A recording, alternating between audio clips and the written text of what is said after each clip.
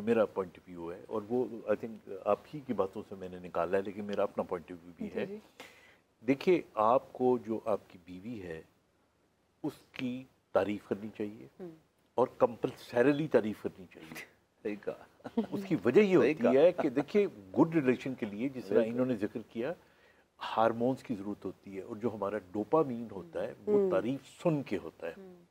और वो लड़की जिसने पूरी दुनिया छोड़ के एक मर्द को अपना किबला काबा बनाया हुआ होता है, और वो बनती संवरती भी उसी के लिए हमारी सोसाइटी में तो होता ही ऐसे। अच्छा, अगर पूरी मैं आपको बताऊं, पूरा दिन वो काम करती रहती है और वो थक जाती है, और एक लफ्ज आके मियाँ उसे कह देना कि इतना काम ना किया करो, तो उसकी थकावट दूर हो जाती है। अच्छा, एक जुमला ये होगी। अब औरत को क्या करना चाहिए?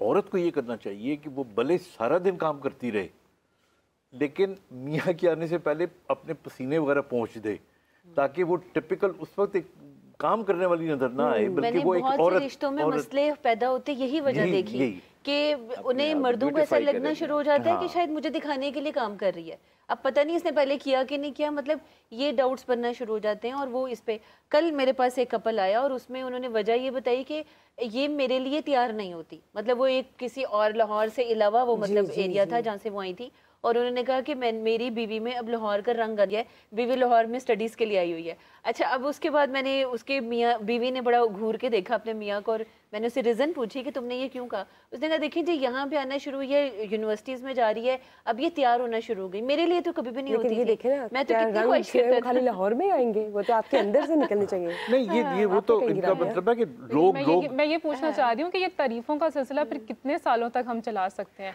और तैयारी कितने साल तक औरत करती रहे कि चलो उसका मर्द भी खुश रहे। और इसका एक छोटा सा जवाब है मेरे पास। वो देखिए, हमारे यहाँ जो है ना, थोड़ी वेरिएशन हर आदमी में आनी चाहिए। आपको अपने आप को अप टू डेट रखना चाहिए, जो ट्रेंड्स होते हैं उनको फॉलो करना चाहिए। आपको अपने आप को इस तरह सोशली, इंटेलेक्चुअली आपको कंपेटेबिलिटी अगर नहीं भी शादी से पहले थी तो बनानी चाहिए। वजह ये होती है कि if you have a friend, आपको अपने घर में एक अच्छा दोस्त मिल जाए जो बीवी की सूरत में या बीवी को मियाँ की सूरत में, तो आपको बाहर दोस्तियां बनाने की जरूरत ही नहीं पड़ती। मैं यहाँ एक बात ऐड करना चाहूंगी, बहुत इंपॉर्टेंट बात है मेरी ऑडियंस के लिए। कॉल ले लें, काफी देर से कॉलर होल्ड पे हैं। डॉक्टर शवाना ने भी हमें ज्वाइन किया, उनसे भी हम बातचीत करेंगे, लेकिन पहले कॉलर ले लें। अस्सलाम वालेकुम। वालेकुम अस्सलाम जी, कौन और कहाँ से? मैं फातिमा बात कर रही हूँ, रावलपिंडी से। जी फातिमा, मैंने मतलब एक चीज़ डिस्कस करनी थी आप लोगों का टॉपिक देख के मुझे ऐसा लगा कि मैं बहुत रिलेट कर रही हूँ इससे। मेरी अभी शादी तो नहीं हुई थी, लेकिन मेरी मम्मी हुई है 3 माह हो गए। तो जो मेरे फ्रेंड्स हैं उनको मेरी हर चीज़ से प्रॉब्लम है, हर चीज़। मतलब अगर मैंने कहीं जाना है तो I have to send him a live location. अगर मैं फ़ोन पे हूँ, किसी से बात कर रही हूँ, तो वो उन्होंने पूछना होता है कि मैं किससे बात कर रही हूँ। वो यकीन नहीं करते मेरे पे। अगर मैंने कहीं बाहर जाना है तो बताए बगैर नहीं जाना। अगर किसी की कॉल आ गई है, मुझे नजर की आ रही है, उसकी बीवी चली गई है, तो वो उस पर शक करते हैं। तो मुझे क्या करना चाहिए? मतलब मुझे अभी दोबारा पूछ लेना चाहिए या फिर वेट करना चाहिए कि शायद सब सही हो जाए? बहुत बहुत शुक्रिया। डॉक्टर शवाना से लीजिए राबिया। जी डॉक्टर, इस कॉलर का जो जवाब है हम डॉक्टर शवाना से लेते हैं, वो भी हमारे साथ मौजूद है। जी डॉक्टर शवाना, समझ आया? आई थिंक कॉल ड्रॉप हो गई है, हमें दोबारा ज्वाइन करेंगे। जी राबिया, हम लेते हैं जी इसका जवाब डॉक्टर खालिद साहब से पहले। अच्छा डॉक्टर खालिद साहब, मुझे ये बताइए, उनका तो मसला मुझे बड़ा संगीन लग रहा है कि बहुत ही ट्रिकी और एक टॉर्चरस सा शक है। आप इस हवाले से क्या कहेंगे? आई थिंक वो बात फिर वहीं पे आ जाती है कि आप अगर एक दूसरे को टाइम देते हैं, अगर आप एक दूसरे से कम्युनिकेट करते हैं। हमारे यहाँ देखिए ना, ये अभी डॉक्टर साहबा भी कह रही थी कि हमारा विजन हो सकता है डिफरेंट हो और उसका विजन डिफरेंट हो, यानी हमें इख्तलाफ ना हो, लेकिन चूँकि विजन डिफरेंट है, चीज़ों को देखने का तरीका डिफरेंट है, तो वो इख्तलाफ बन जाता है। तो अभी तो सिर्फ 3 महीने हुए हैं, 3 महीने में ये हाल है, तो फिर शादी। बिल्कुल, मैं आपको बताऊं, लोगों को 3 दिनों के अंदर ये पैदा हो जाता है। और वैसे डॉक्टर साहब, जो कम्युनिकेशन है बेसिकली, जैसे मैंने कहा ना, एजुकेशन इज़ वेरी इंपॉर्टेंट। हमारे यहाँ देखिए कि जो अनपढ़ लोग हैं, जो पढ़े लिखे नहीं होते, देहातों में होते हैं, वहाँ भी में जो आप देखते हैं, आप ये तो नहीं कह सकते ना कि कंपेटेबिलिटी एक पढ़ा लिखी औरत है, या वो तो बेचारे दोनों ही अनपढ़ होते हैं या थोड़े पढ़े होते हैं। तो वो कम्युनिकेशन इज़ वेरी इंपॉर्टेंट। और जैसे बड़ी इम्पॉर्टेंट बात शायद आपने की, वो बात ये थी कि हमारे यहाँ अक्सर जो मसाइल जन्म लेते हैं, शक होता है या शक की बुनियाद पर गैर जिसे कहते हैं अखलाकी ताल्लुकात हो जाते हैं, उसमें यही होता है कि एक मर्द जब अपनी बीवी से कम्युनिकेट नहीं करता, बात नहीं करता, उससे उसके इशू नहीं बात करता और उसकी तारीफ़ जैसे कहते हैं ब्यूटीफाई नहीं करता कि आप बहुत अच्छी हैं। अब आपने कहा जैसे बड़ा पर्टिनेंट क्वेश्चन था कि जी कब तक करेगा आखिर साल, एक क्योंकि एक टाइम होता है, ये एक सस्टेन्ड रिलेशनशिप होती है, ग्रेजुअली पकती है उसके वक्त के साथ साथ। ये नहीं कि एक लम्हा तो ये होता है कि औरत का ये होता है कि शादी हुई है, बच्चा नहीं है, ताल्लुकात बड़े अच्छे हैं, बच्चे होने शुरू हुए, उसके बाद ताल्लुकात में सर्द मेहरी आ गई, ये भी एक रीज़न होती है। लेकिन कम्युनिकेशन इज़ वेरी इंपॉर्टेंट, बातचीत करते रहना चाहिए, गुफ्तगू करते रहना। जहाँ बात नहीं होती, अगर वो लड़की कहीं जॉब कर रही है बाहर में और वहाँ पर उसको वो मैसर है चीज़ें कि वहाँ कोई बात करने वाला बैठा है, उसको कहता है आप बड़ी अच्छी हैं, आपने ड्रेस बड़ा अच्छा पहना हुआ है और आप तो बड़ी एलिगेंट हैं, that makes a huge difference. वो कहती है मेरा मियाँ तो बात ही नहीं करता मेरे से टॉपिक पर, ये भी एक बहुत बड़ी चीज़ है। तो मेरी कहने का मकसद ये है कि ये ऐसा मसला है जिसमें कि हमें बहुत गुंजाइश है कि हम चीज़ों को देखें। मसलन तालीम जो हम बाहर से उसको समअप अगर करते हैं ना, ये इसको कहीं तो आएंगे ना, कहीं किस तरह मसला हल होगा।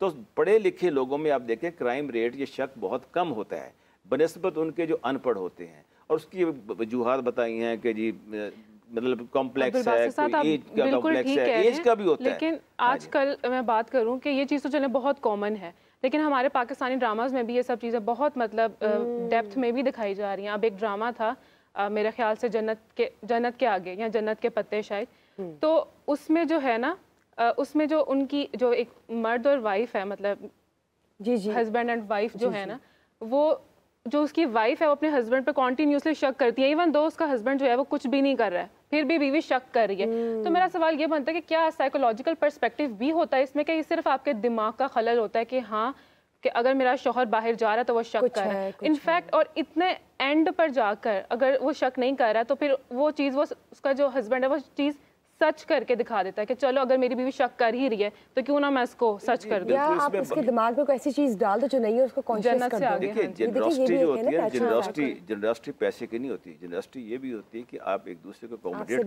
करें, बेहतर तरीके से एक दूसरे को अकोमोडेट करें। और उसमें ये होता है कि जैसे ख़वातीन जो होती है नॉर्मली हमारे यहाँ, जैसे कहा कि जी डॉक्टर साहब भी कह रहे थे कि काम करती हैं और काम करने अपने आप को ब्यूटीफाई करके रखें, जब शौहर के आने का टाइम है। बात यह है कि एक स्टेज ऐसी आ जाती है जिस स्टेज पे हम इस वक्त मौजूद हैं, या इससे पीछे चले जाएं आप, वहाँ पर एक ब्यूटी ज़्यादा नहीं काम करती, वहाँ पर एक आपका लाइफ पार्टनर होता है, बाज़ औक़ात वो बात करता है, वो आपको नसीहत करता है या आपको इस तरह का माहौल में लेके जाता है जहाँ से आपकी ज़िंदगी आसूदगी का शिकार हो।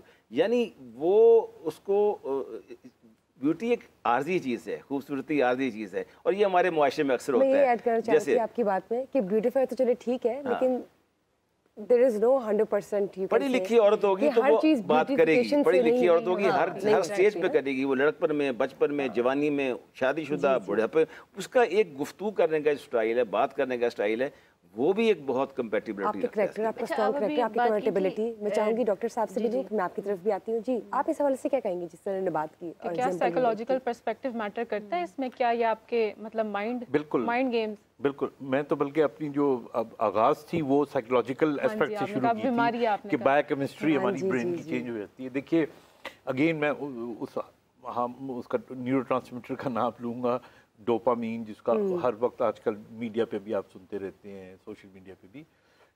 डोपामीन आपको खुश करता है ना, आपको ज़रूरत से ज़्यादा खुश कर देना, यानी डोपामीन अगर आपकी बॉडी पे बहुत ज़्यादा हो जाए ना, तो ये भी आपको डाउट के अंदर पैदा कर देता है।